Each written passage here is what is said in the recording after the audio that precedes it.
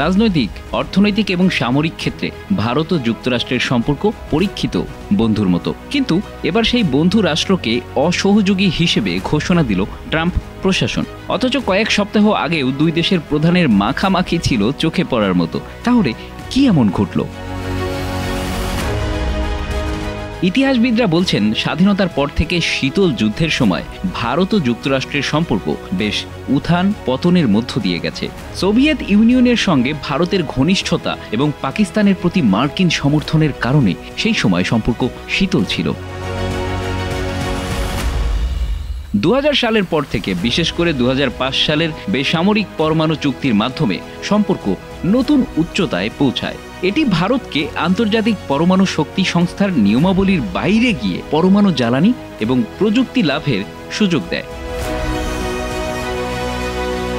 শুধু তাই না, যুক্তরাষ্ট্র ভারতের দ্বিতীয় বৃহত্তম বাণিজ্যিক অংশীদার। তথ্য প্রযুক্তি, ফার্মাসিউটিক্যালস এবং পরিষেবা খাতে ভারতের যুক্তরাষ্ট্র অর্থনৈতিক সম্পর্ক বিশেষ গুরুত্বপূর্ণ।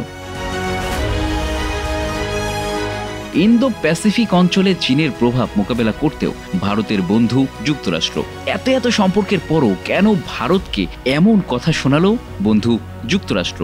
সেই প্রশ্ন অনেকেরই। মূলত যুক্তরাষ্ট্রের নবনির্বাচিত প্রেসিডেন্ট ডোনাল্ড ট্রাম্প তার কঠোর অভিবাসন নীতি কার্যকর করতে গিয়ে ভারতের কোনো সহযোগিতা পাচ্ছে না, আর এ কারণেই চটেছেন তিনি।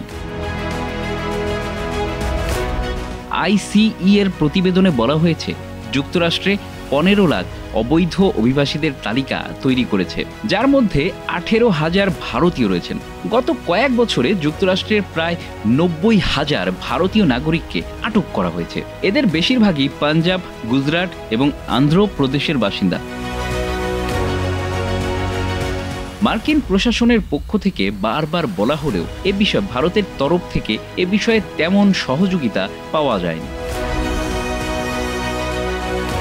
বিশ্লেষকরা বলছেন, এই পদক্ষেপ কেবল অভিবাসন সমস্যারই প্রতিফলন নয়, বরং দুই দেশের দীর্ঘ মেয়াদের কূটনৈতিক সম্পর্কের উপর চাপ সৃষ্টি করতে পারে। এর আগে Bhutan, Cuba, Iran, Pakistan, Russia এবং ভেনেজুয়েলাকে একই তালিকায় অন্তর্ভুক্ত করা হয়েছিল।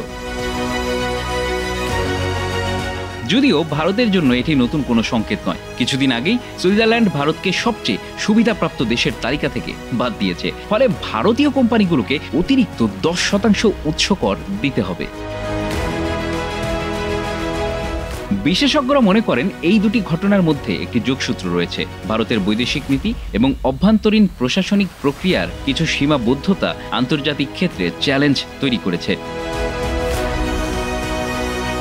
কূটনৈতিক বিশেষজ্ঞদের মতে, যুক্তরাষ্ট্রের এই সিদ্ধান্ত ভবিষ্যতে ভারত মার্কিন বাণিজ্যিক সম্পর্ক এবং সামরিক সহযোগিতার উপর নেতিবাচক প্রভাব ফেলতে পারে।